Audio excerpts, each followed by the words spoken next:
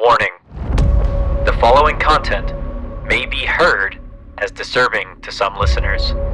Listener discretion is advised.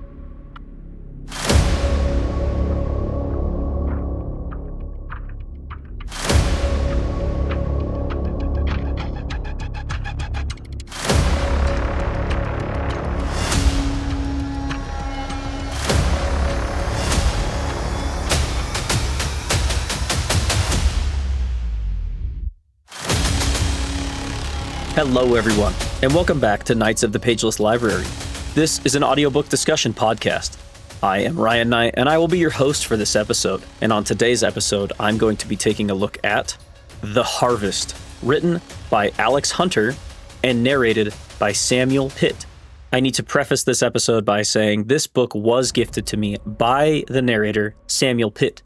And to him, I really do appreciate that. So if you're listening, Samuel, thank you very much. I know you're going to be looking at your calendar and thinking, wow, I think I gifted him that book a long time ago. And you would be correct. I don't want to make excuses, but life has been life. And unfortunately, the podcast is just something I do for fun. So it has taken a back seat to that. I'm hoping to refocus a little bit, maybe get off of social media for a while and focus some attention into this. It's good for me. It's good for my brain. I try not to get too political on this show. So if you want to escape from politics a little bit, aside from recommending audiobooks, maybe hang out with me for a while, And if that's something that you're interested in, please, whatever you're listening on, please, like, comment, subscribe, 5 stars. You've heard the whole spiel from every single episode of everything you've ever listened to. So do whatever those people say. If you would like to support the media that I create, I greatly appreciate it. I just greatly appreciate you being here with me and spending your very, very valuable time with me. So, with all that rambling out of the way, let's talk about The Harvest. First of all, this book excites me a little bit because this is a first-time author, first-time narrator. So that in itself is pretty exciting. I believe Alex Hunter, if you look him up, I'm hoping it's the same person. Well, that's a stupid thing to say. I know it's the same person because he does have a website. alexhunterhorror.com/books, and right there at the top is The Harvest, so obviously it's the same person. I'm going to be a little critical of myself going forward because I was corrected in a few things that I said on a previous review, so I don't necessarily want to be careful. I'm pretty, loose with this whole thing, and I mean, if you don't like that, then sorry, I guess you can take it for what it is or not. That's up to you, and I fully understand that. But I will try to be a little more careful with some of the terms and stuff that I use and try to be a little more critical of the things I say. I tend to speak a little faster than my brain works, so I will try to slow it down a little bit, get my facts straight. So, Alex Hunter Horror is Alex Hunter's website, I'm assuming. So, The Harvest is right there at the top. Now, there are a few other books underneath this page that it looks like he was also a part of. But this is his debut album, and it was released in 2025. So this is exciting for me. I think it's kind of cool to get to see where somebody maybe starts their journey. Hopefully I can watch that journey go along. It says also on his website that he has another book scheduled for release in 2026. I'm excited to see where this is going. As I just said, the book was released in 2025 by Black Rose Writing. Also, pretty cool name. I was gifted this book through Audible, so I will make that distinction. I will say it again and again ad nauseum that if you have somewhere else you like to listen to audiobooks, that's excellent. Please share those with me. However, Audible is just the most accessible way for me to listen to audiobooks at this time. I fully understand if you do not like Audible, 100% get that, and I fully support you in that. But for me, it's just where I get my audiobooks. Okay, with all of that stuff out of the way, how did Mr. Samuel Pitt do on his debut narration job? I have a few pointers, but overall, I do think he does a really good job. I think this book was good for his tone and his cadence. My biggest complaint, I think, was that his cadence is almost so slow that it's almost strange, if that makes sense. I listened to this book close to 1.5 times speed, to even have it resemble something of a normal cadence. Now, that obviously is very, very subjective, and some people might think that his voice cadence is perfectly fine. This is just something that I noticed upon a few listens. I think I listened through this book about 3 times, and I just noticed that it worked out a lot better for me if I listened to it on a slightly faster cadence. Now, some people might say that I talk so fast that my voice sounds like mush, and that would be valid criticism as well. And honestly, the narration of this book being at a slower cadence is arguably better than being at far too fast of a cadence that can't be corrected within the media player itself. You know, most media players allow you to speed up and maybe slightly slow down the narration speed. So a slight bump up in the narration speed fixes this, no problem. A couple of the voices that are done in this, I mean, I would say they're all passable. I think that his female voices are good, and I will say that he has to narrate quite a few characters. So for a first-time narrator, that's pretty daunting, I would say. Overall, though, I think he does a really good job. Each character is unique enough that you know who is talking when they're speaking without kind of having to be like, wait a second, who said that? Especially if the characters are talking to each other, you don't have too much confusion about who is actually speaking to who. So overall, I would say the performance is good. I look forward to seeing what Samuel Pitt puts out in the future. So that is good. I'm not going to say, and now I know some people, oh, well, you're only saying that because he gave you the book. I would like to think I'm not. I would like to think that I'm being very honest with my review here. I'm definitely not dismissing him as a narrator, and I look forward to seeing him going forward. I have definitely listened to books that I was less than impressed with, and I mean, maybe I am being a little bit biased. I'm sure there has to be some underlying bias there. But I do think that constructive criticism would be better than just outright dismissal of somebody wanting to take on this career or even a hobby at this point. And I am going to be downright brutally honest that I would much rather see someone putting themselves out there and trying to do this as, like I said, a career choice or even a hobby, rather than someone turning to AI-generated voices for their audiobooks. I may or may not put out a separate episode, a standalone episode about my feelings going forward in the narration department because of the risk that AI poses to that genre of, voice actor. With all that out of the way and not, I could go off on a huge tangent and I don't really want to do that at this point. So I'm going to move forward with this review and hopefully not get too hung up on the idea of robots taking over our lives. All right, so this book comes in right at 9 hours and 3 minutes. Now, I might have something to say about that as we move forward here, specifically because I think it needed a little more time to simmer. I'm not a writer. I'm not going to pretend like I am a writer, but I am a consumer of media, and I have consumed thousands of hours of audiobooks. And I think this one needed just a bit more time to breathe.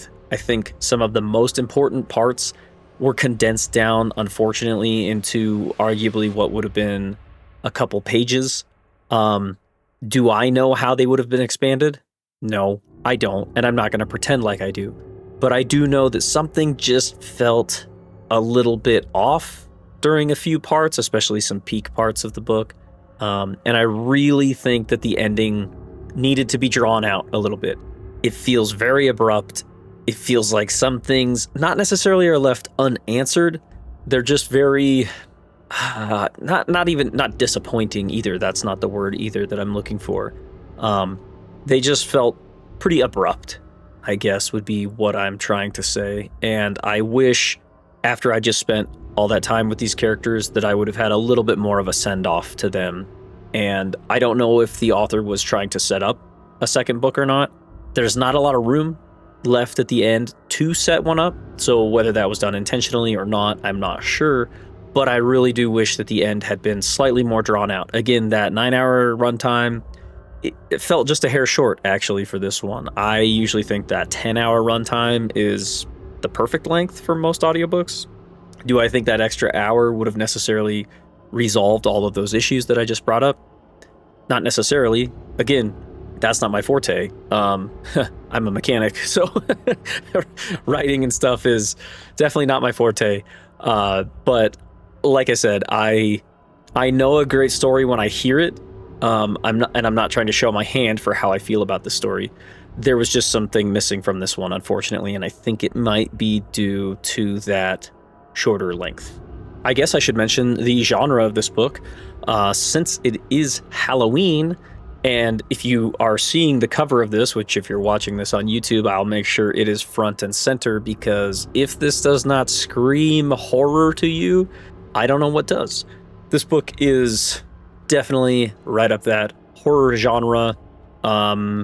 Arguably, that is exactly what it is trying to achieve. I don't necessarily know how else I would categorize it other than horror fiction, and it definitely achieves that, I would say. But let's answer the big questions, right? Is this book easy to follow?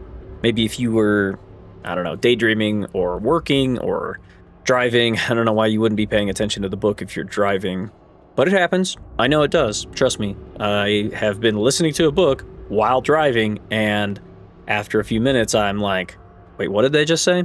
Let me skip back a little bit. So, is this book easy to follow, even if you might do that a little bit? Yes and no. Now, that's confusing, obviously. I think some things that make this a little bit more difficult to follow is that the chapters in this one don't necessarily mean that we're changing character perspectives or who we're following, which I think is a little bit unfortunate, and I think missed the mark a little bit. I would have preferred the chapter changes to coincide with whose perspective we are following. Now, this is a third-person book. This is not a first-person book. It can almost change perspectives multiple times within a sentence, so it makes it a little bit hard to follow the nuances of the book. Overall, not a difficult book to follow by any means from start to finish. I think that the overall structure is pretty easy, but I do think that if maybe if you were doing something else and you lost focus on the book and you missed a couple of sentences, you'd come back in and you'd be like, wait, what? Who is this person? What are we talking about here? So just be aware that can happen with this one. Again, I don't necessarily know what the answer would be to solve that. I mean, that's probably more of a me problem than the book's problem, obviously. But I'm just letting you know that it is there. So if you are somebody who maybe listens to audiobooks at work and stuff like that, just know you might be skipping back a little bit if you're like me and you don't like to miss the details, which there are quite a bit of in this book that I do appreciate. So I would say, yeah, you're better off. Go ahead, skip back a little bit, catch the details, because they will follow you through all the way to the end, which is nice. Is this book easy to listen to? I would say yes, it is. I do think that the narration is done well. There was nothing in it that bothered me, and I have come across books before in the past where the narration made the book pretty tough to make it all the way through. Or maybe the voices that the narrator assigned to certain characters, or maybe the fact that a narrator couldn't recreate a voice multiple times for the same character. Little details like that can pull me out of the story, and I don't think this book suffers from that at all. I think this book is definitely easy to listen to. However, if you are squeamish, that's a whole nother story, okay? There are parts of this book that made me cringe a little bit. Gave me some goosebumps on the back of my neck, as weird as that may sound. There is something to be said for some of the visceral and very, very descriptive writing in this. Again, horror novel with extremely descriptive writing at the parts that count, especially when it comes to the scary stuff. If you're squeamish, if you are easily bothered by some of that stuff, just know that it's in there. So I'm just going to give a quick kind of summary of this one before I give my overall recommendation of it. Some evil has awakened, okay? That's pretty cliche. However, I think it's done a little more gracefully in this book. We have this creature, possibly of mythical proportions, and the title of the book leads into this harvest that needs to be done. All of our main characters are kind of brought together under specific circumstances mostly because of where they live on this specific street. However, they're all drawn in from different sides as to why they are connected to the events going on their street. And it ultimately culminates in them needing to work together to ultimately save and possibly defeat this sort of horrific enemy, if you will. I think that we get to spend enough time with each character that makes them meaningful. I think that towards the end especially, we find out that these characters are not safe, and I do have to say I appreciate that. I think a book like Game of Thrones has made me very jaded as to what constitutes plot armor. This is something I was not necessarily corrected on, but maybe chided on, saying that certain characters have plot armor and certain characters, when they are killed, maybe, they were given enough time that it was important that they died. I have my own opinions about that. However, in this story, I do think there are some meaningful moments that kind of made my jaw drop because I didn't see them coming. So I will say I do appreciate that. Ultimately, this one opens up some pretty horrific sequences of events that ultimately they make for a good story, but like I said, I think the ending was lacking a little bit for me. And with that being said, what is my overall recommendation? Well, with it being Halloween, if you're looking for something scary to listen to, I can say I would recommend this one. I think this one is worth your money and it's worth your time. It's a pretty quick listen. Like I said, if you speed it up a little bit, you could finish this one arguably in 2 days, depending on your commute to work. Either way, I do think that I would recommend this one, especially like I said, first time writer, first time narrator. This is exciting stuff. I think it's exciting to support the work of other creators, especially, like I said, without going too heavy into the whole idea of robots taking over our lives. I would like to support the work of other creators, and I would like to see you do that. And I would not tell you to do that with your extremely hard-earned money and your very valuable time if I didn't think it was worth it. So, with all that out of the way, you definitely got a recommendation from me. I'm going to go ahead and pass the spoiler wall here. So if you think this is one you might listen to and you don't want any of the story spoiled for you, please pause the podcast now. Go check this one out. I would recommend it. But then do me a favor, please come back here and finish the podcast so you know what I have to say about it. And then you can share your thoughts with me, either by leaving me a comment on this video or on your preferred audio platform, or you could send me an email. kotpl.pod@gmail.com is still the easiest way to get a hold of me.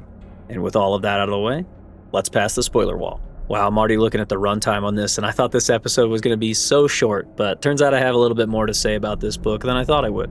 So in trying to do my due diligence for recording, I actually bought this little digital voice recorder. I don't know if I've actually mentioned it on the podcast now that I think about it. There's probably the next episode I will do, there's a bit of a story behind this thing. But if I have mentioned it before, I apologize, but this helps me a lot because I try to keep the story straight when I go to do this spoiler wall heavy portion of the podcast, but I am not very smart and my memory is not great. So recording my thoughts down on this nice little digital voice recorder has been a huge help.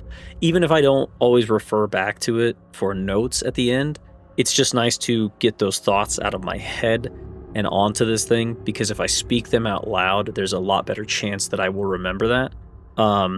Anybody who's listening to this, that maybe you are in college or you're studying for a test or whatever, I have used this in the past, not this voice recorder, obviously, but I've used my phone to record notes, and I honestly do think that this is very helpful. This is a huge side tangent. I'm really sorry. I'm not even trying to shield this thing. I just think this is, maybe somebody needs this information. This was really helpful for me in the past. I would sit down with all of the typed out either notes or questions and answers that I had, and I would read them into my phone. Read them out, read the answer. Read the question, read the answer. Read the notes, whatever it may be. And then in my spare time, I would listen to those back. And there's something about hearing your own voice speaking the answers that you might need to a test, I think that really helps me recall those things, especially if it's something like a multiple choice type of thing. I think there's something really helpful about your own voice reiterating those things into your head that might help you recall those. So again, huge side tangent, but I'm holding this thing in my hand and I just thought I would mention all of that. All right, so this story opens up with one of our main characters, Mr. Tim Waverly, and he is part of this program known as the Guardian Angels, in which he, I'm assuming he's a little bit down on his luck, moves into this some abandoned building, and to the best of his knowledge, this is an abandoned orphanage. Now, part of the deal with this Guardian Angels thing is that he will live there for a extremely reduced rent, but he is obviously supposed to take care of things around the place, make sure nobody's in there, make sure it's somewhat kept clean, make sure there's, I don't know, make sure it doesn't catch on fire. I don't really know. But in an effort to, I'm assuming, preserve these buildings, they give people the opportunity to watch over the buildings in exchange for, again, somewhat security and keeping the place in order. Now, this place is a massive eyesore on the street that it's on. It is run down. It has a small area that has been, it sounds like, somewhat taken care of, that he is actually supposed to live in. But for the most part, the rest of the building is just in really bad shape. Tim notices while he is walking around the building at one point that there is a handprint on the wall in one of the sections of the building. And he thinks to himself that it looks less like maybe somebody stopped and put their hand up against the wall to catch their balance. And it looks more like this handprint is actually pushing out from the other side of the wall, which, obviously, pretty strange. We jump over and meet another one of our main characters here in short order, Mary. I cannot think of her last name right now off the top of my head. That's terrible journalism on my part. We get a little bit of an info dump on her. She recently lost her husband. However, she almost feels better for this. She felt very trapped in her life before, and now that she's a little bit older, and now that she is not kind of under this expectation to basically be the stay-at-home wife for her husband, she almost feels better for it. As weird as that may sound, she almost felt trapped. Now she feels a lot better. She also lives on the same street as where Tim Waverly lives now in the abandoned orphanage. We then also get to meet Lucy Warwick, who is kind of an angsty teen. Sounds like she dresses up dark clothes, maybe emo or goth, something like that. Tim is a teacher at this school, and Lucy is actually going to be in his class. She also lives on Oldfield Street, where the orphanage is located. We also meet Lucy's friend Pig. Again, I apologize, I don't remember his actual name, but everybody refers to him as Pig until a little bit later in the book.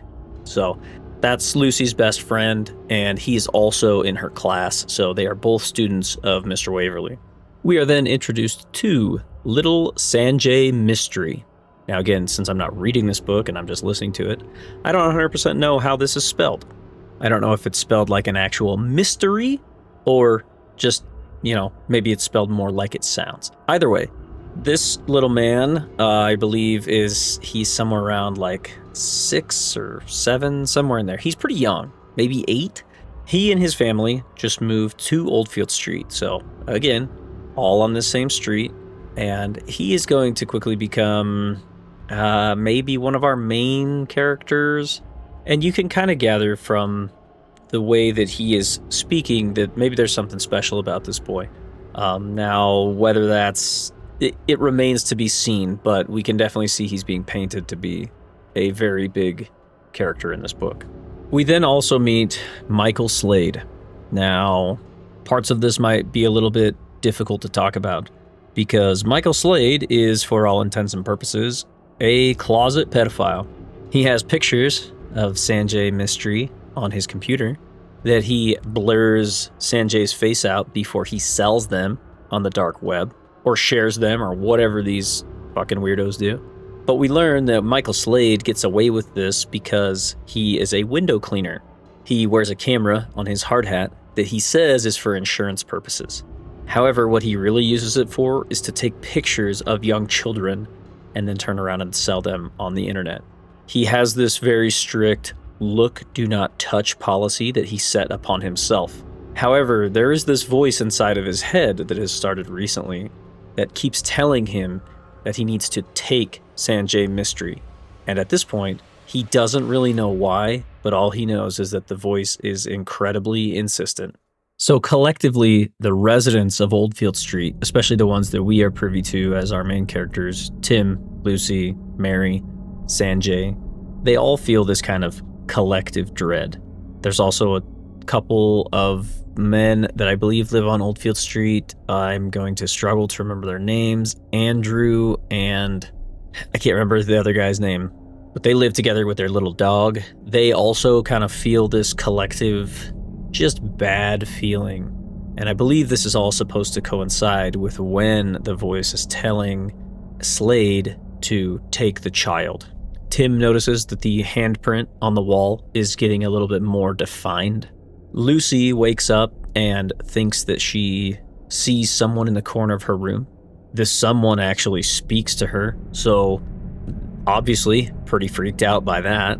And then when she turns on the light, it's one of those things like, oh, it was clothes sitting on the back of a chair or something like that. So a little bit of misdirection there. I do like that.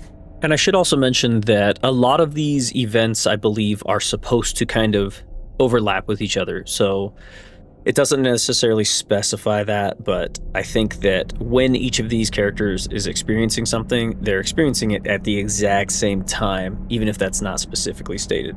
There was a character I forgot to mention earlier too. She comes over to the orphanage to kind of talk to Tim because apparently she is like the street busybody. I don't know. She just likes to be in all the gossip and stuff like that. I cannot remember her name. I probably recorded it and I already skipped past it, but I'm sure I'll bring up her name a little bit later on. Mary McDonald, that's Mary's last name. She comes over to speak to Tim. She tries to tell him about her brother Lionel because this was her little scary moment that she had, was seeing her brother again. And Cecily, which was Lionel's twin, that's Mary's sister, obviously.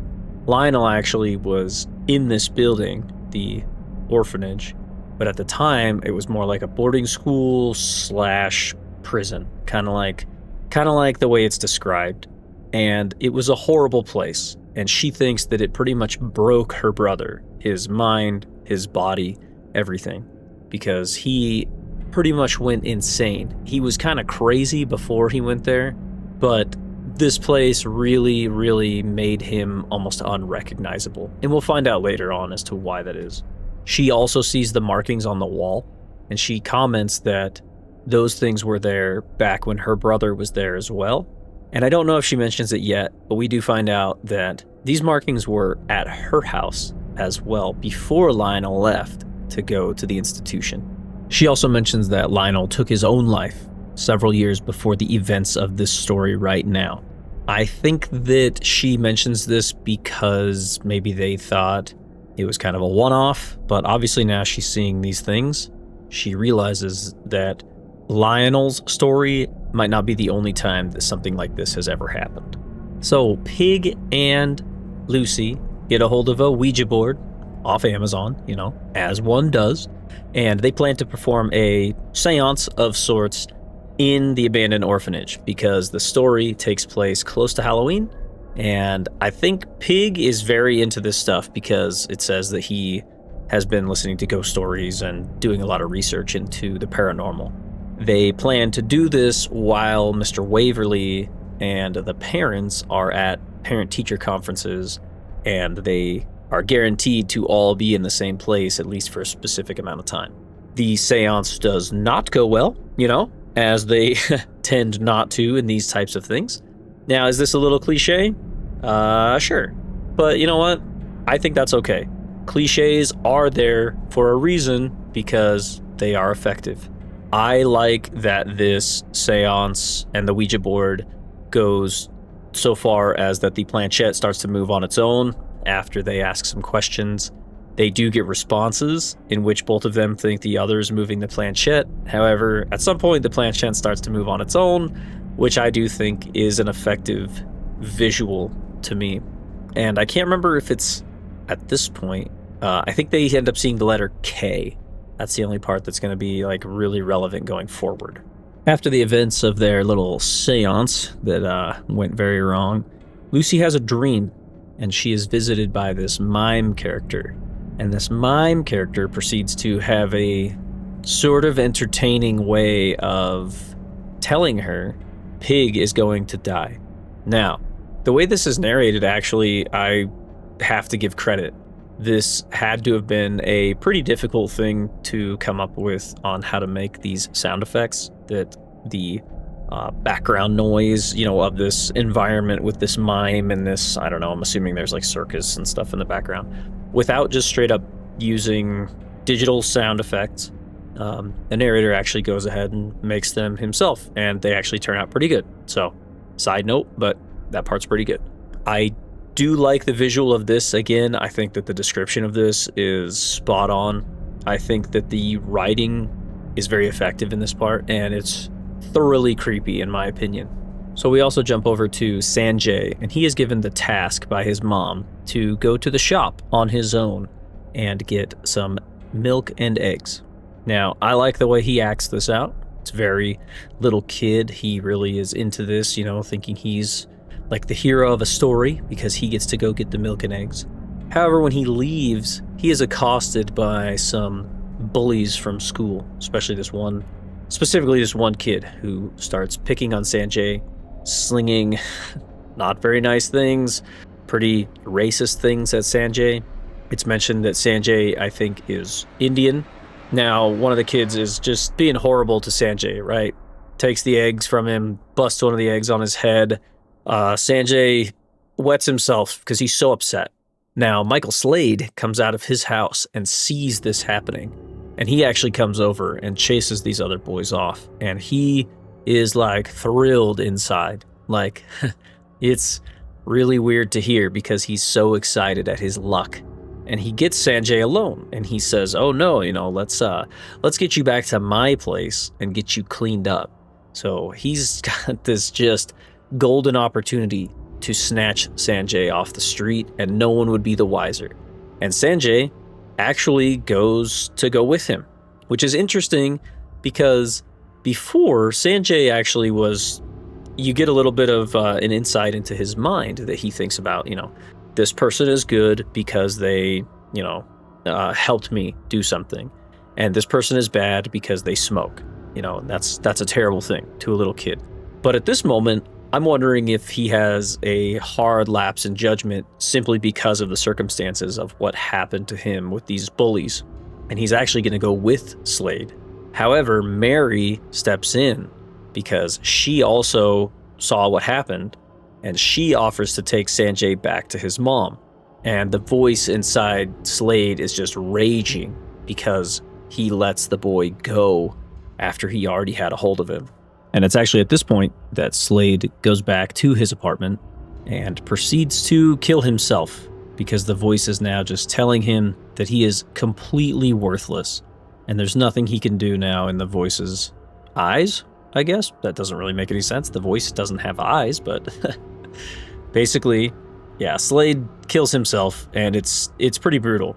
Now, this is going to be kind of an ongoing thing that we're going to revisit, that Slade just went back into his apartment. Slade doesn't really have any friends. Slade doesn't really have any family that he's in contact with. And he just killed himself in the middle of his apartment. And the heater is running. That's going to come back up later. A few times, I promise. Don't forget, I mentioned at the beginning, if you're squeamish, this might not be the story for you. Hopefully you're still with me at this point.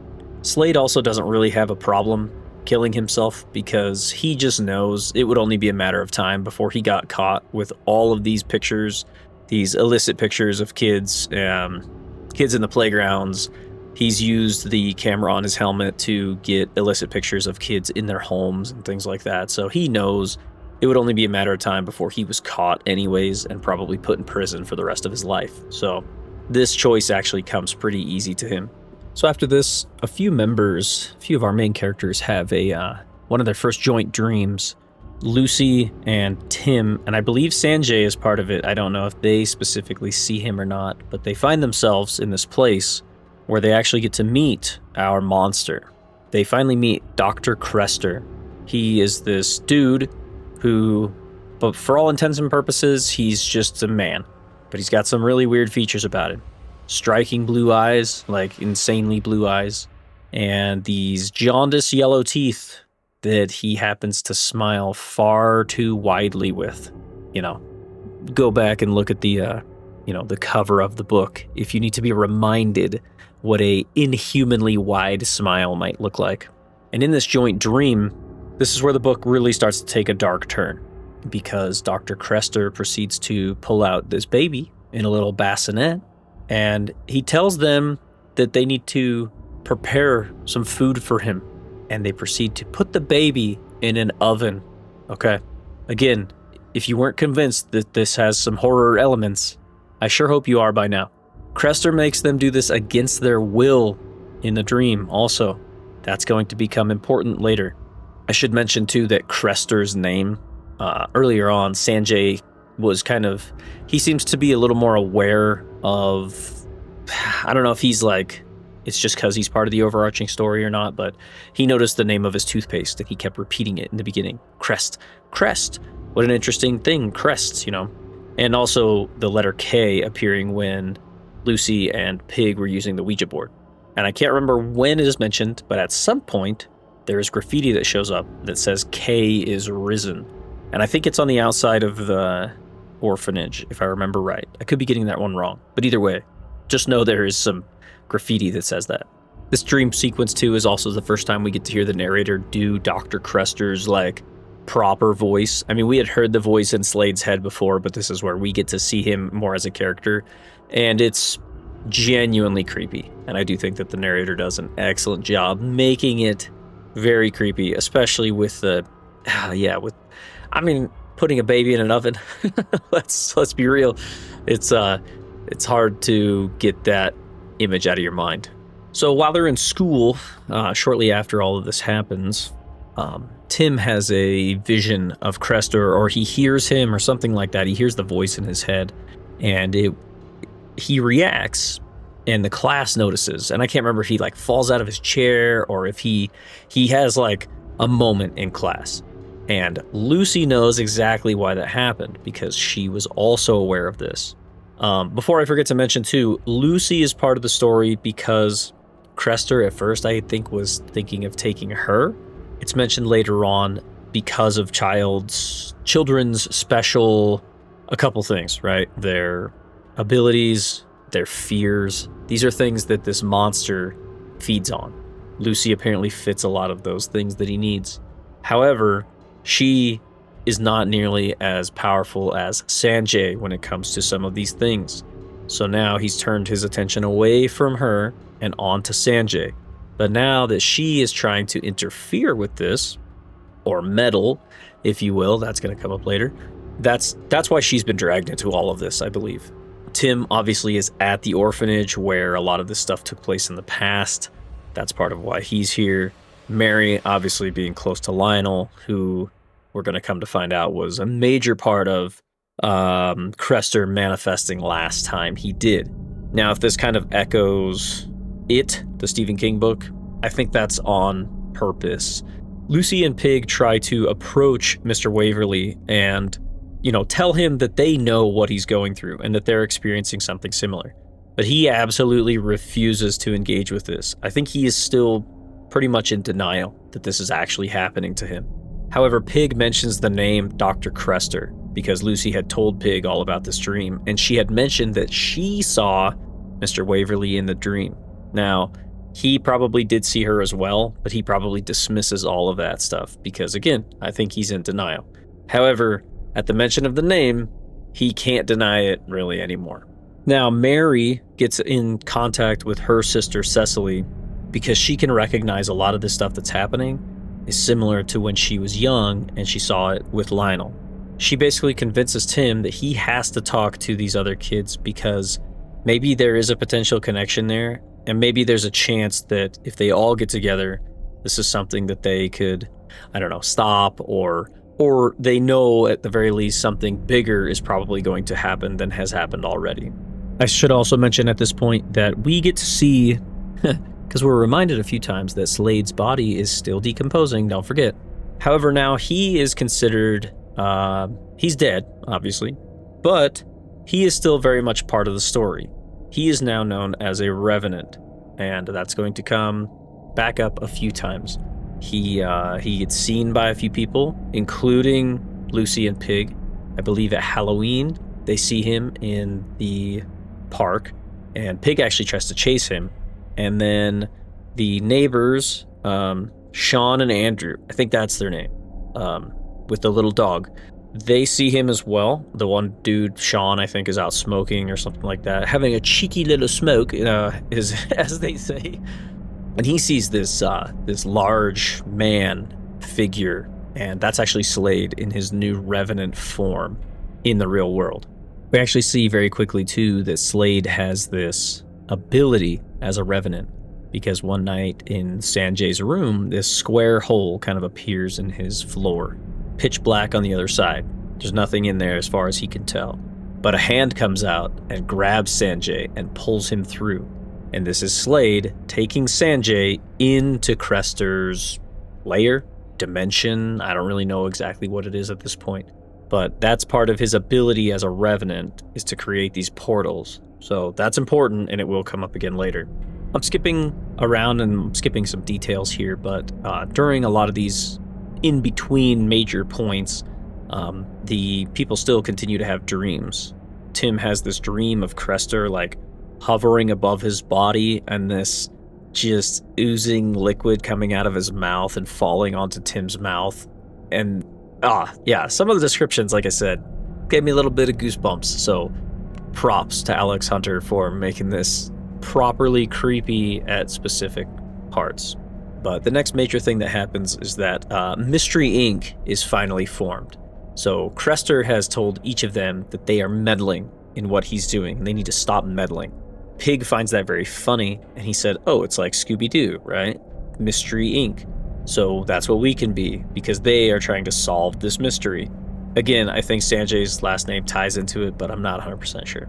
So Pig and Mary end up doing some research, and Pig kind of comes up with the idea that Crester may or may not be all kids' fears from all parts of time.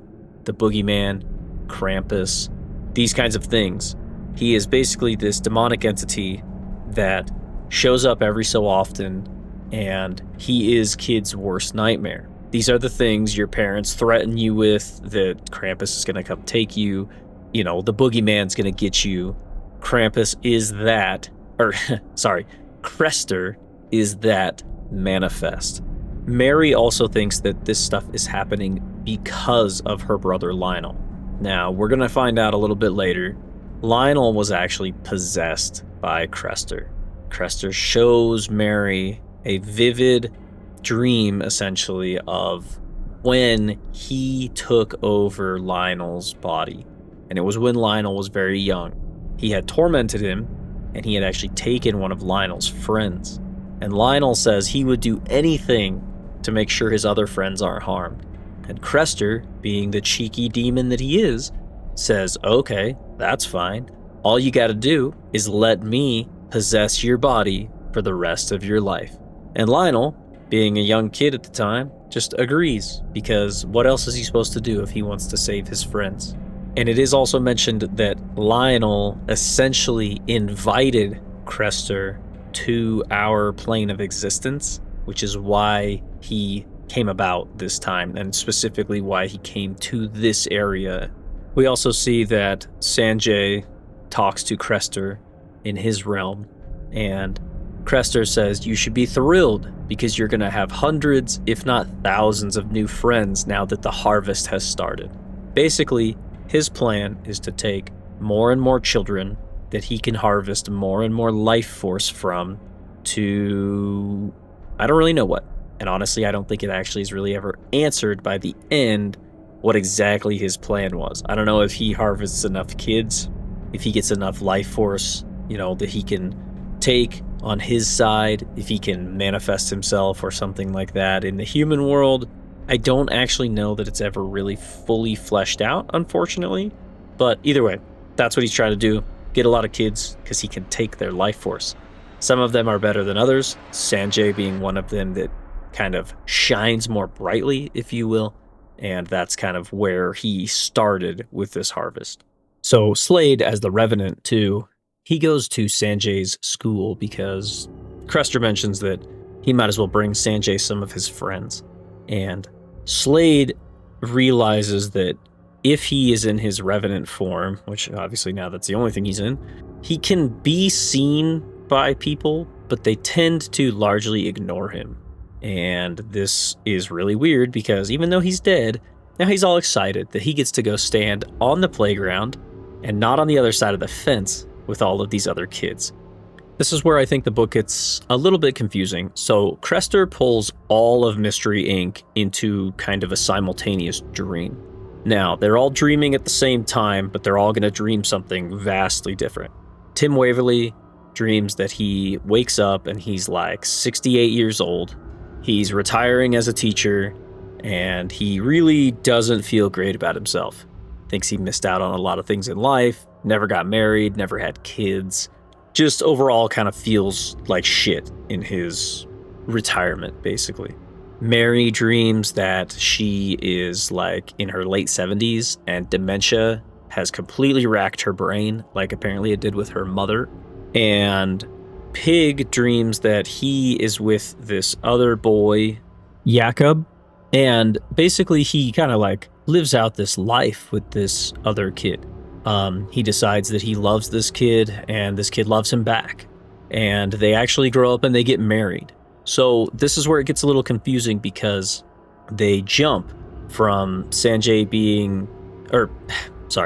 Pig being kind of young and with this Jakob, and they're on the beach and they're having fun, and this is when Jakob says that he loves him as well. And then it jumps ahead to them having been married, when they're like in their early 30s, and Jakob is killed in what was supposedly a mugging incident gone wrong.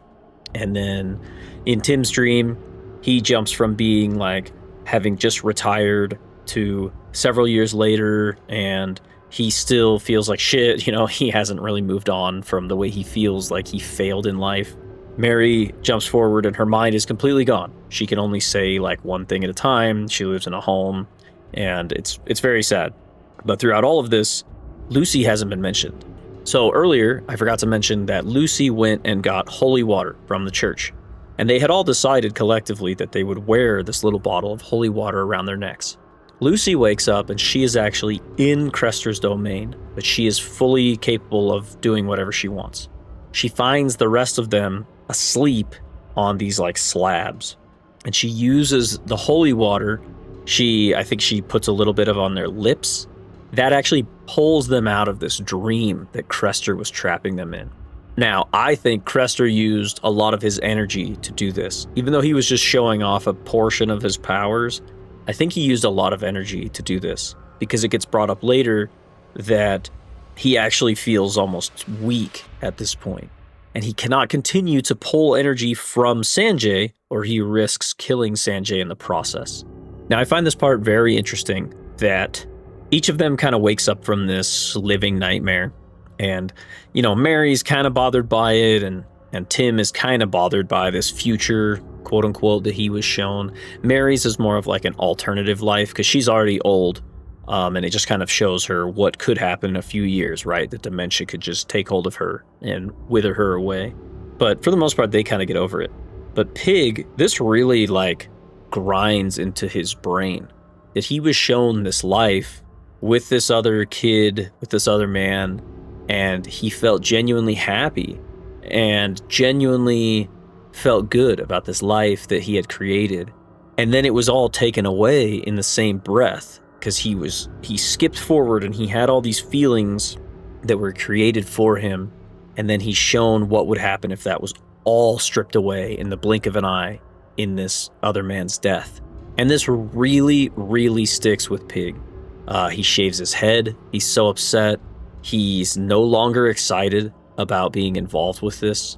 And I think that this is somewhere where the book could have used a little bit longer runtime because I found this super interesting. And it almost happens too quickly because shortly after this, Slade comes back and he tries to take a baby from this, I think it's a NICU actually, but this baby is seen as very, very special to Crester. So Slade goes in there and he tries to capture this baby, and the baby starts to cry because Slade can see that this baby just has a special aura about it too. And when this baby cries, all the rest of the babies in this ward start to cry. So one of the nurses comes in. She sees a man holding this newborn baby, and the only thing she can think to do is obviously go and defend this baby. But the man just doesn't look quite right to her. So she runs up and she tries to kick this dude, and it does affect him a little bit. However, he sets the baby down, and as soon as he does, he almost gets like blurry is the way I envision it. And that's something to do with his revenant form. And then he reaches out and he grabs her on either side of the head, just as this other doctor walks in, and he just snaps her neck. So he's not like weak in this form. Clearly he is capable in this form. However, the doctor calls for security, and he knows that he cannot contend with security. It's never really explained, like, if he can be killed, if he is, like, in the human world in this form or not. It's never explained. But either way, he does not capture the baby, and he retreats back to Crester's lair.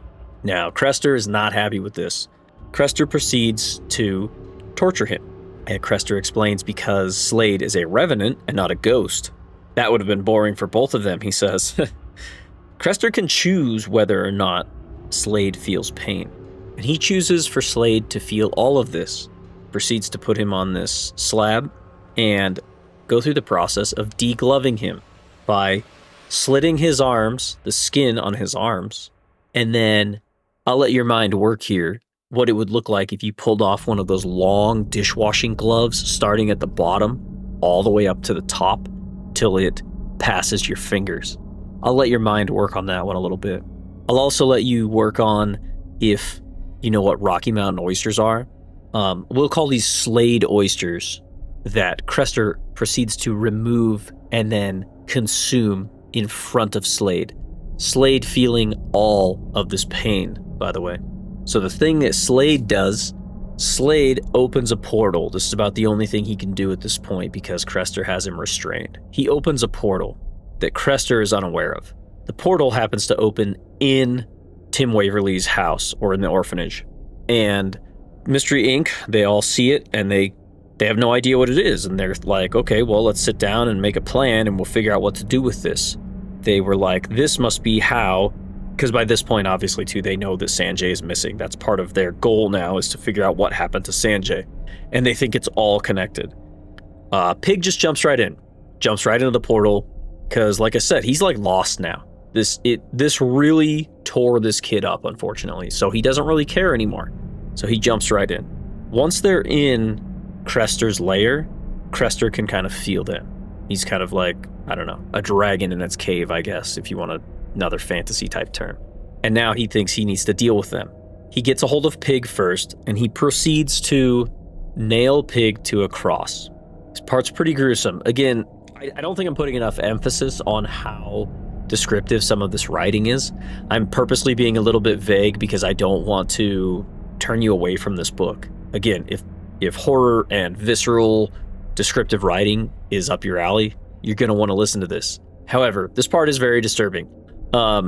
He proceeds to nail Pig to this cross, stigmata style, and Pig actually dies from this. This and Crester kind of tortures him, pushes his nails into him. He tortures him in a way that's pretty strange. And Pig dies.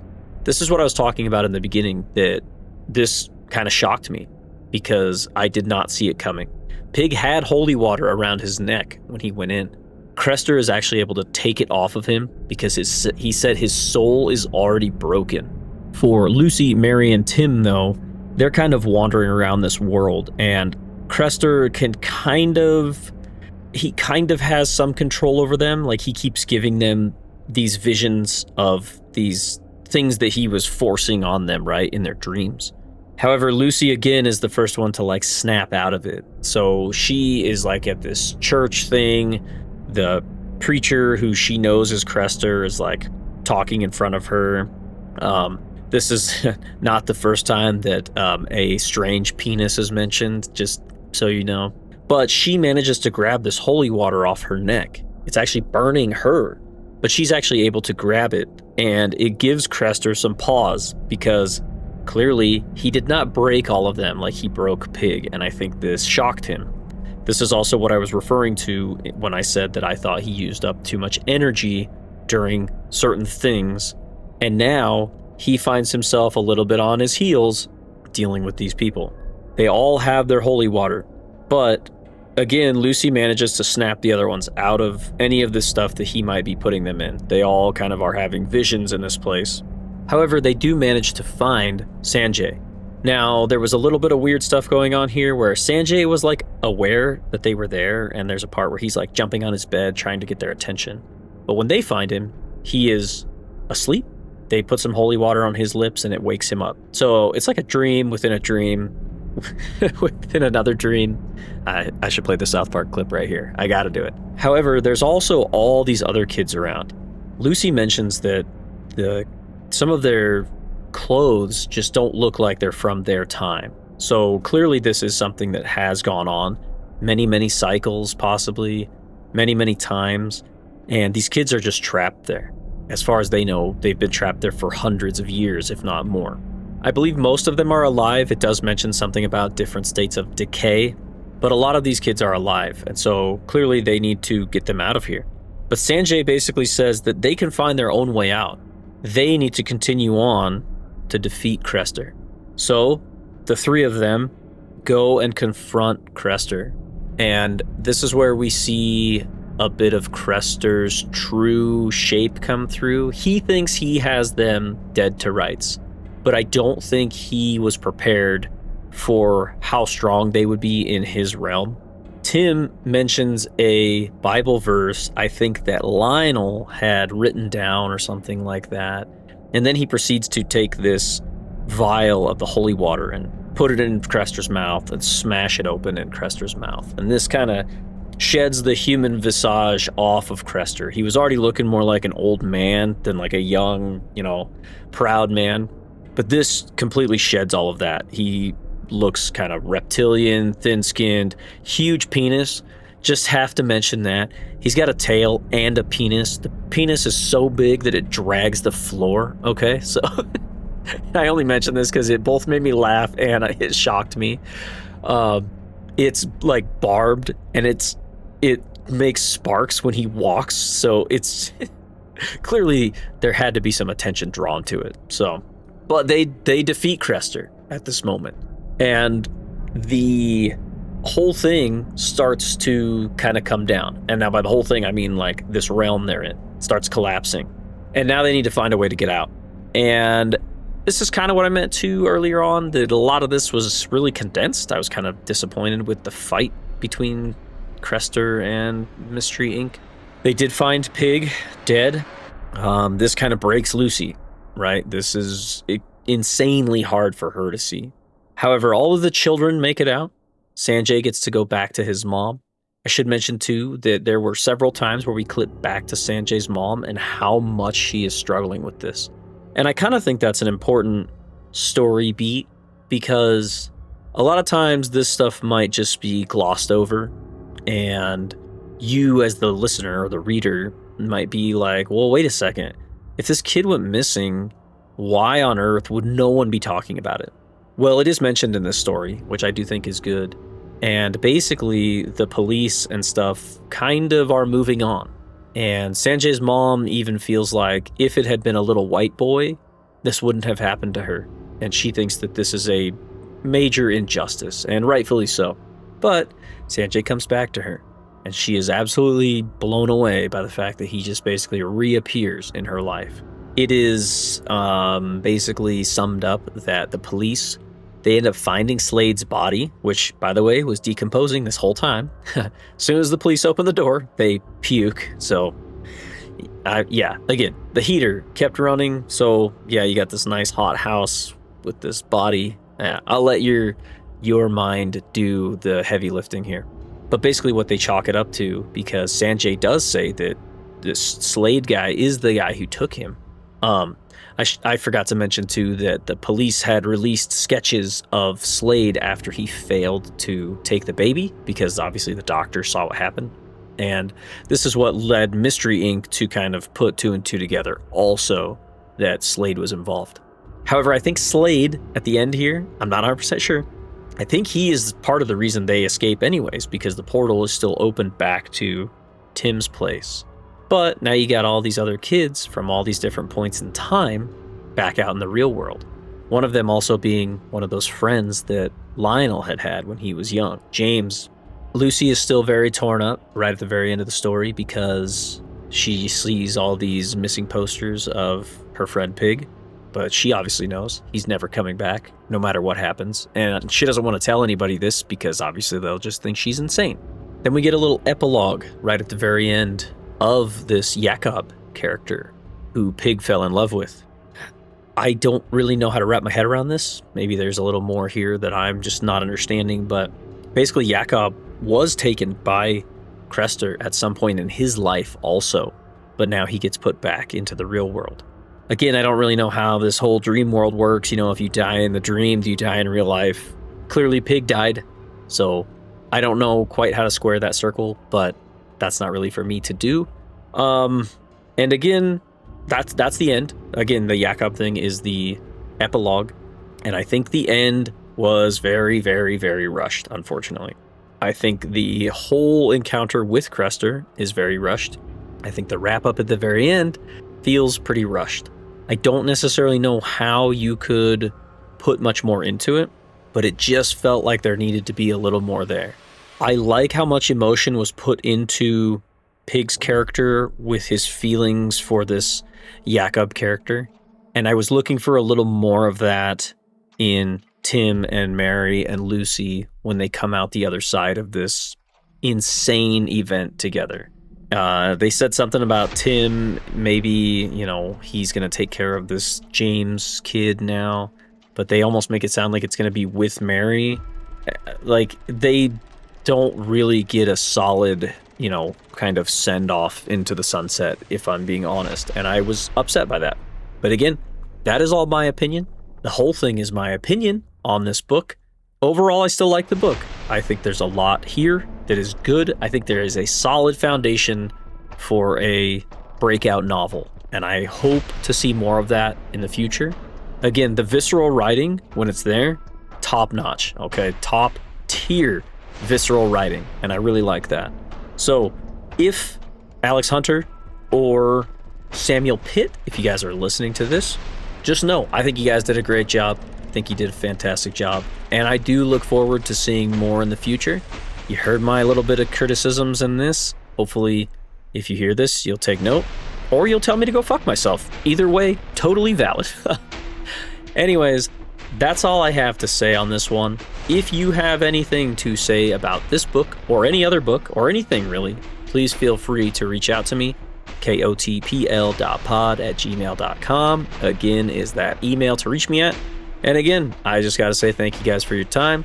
Hopefully I'll be getting a little more regular episodes coming your way, and I really hope to catch you guys in the next one.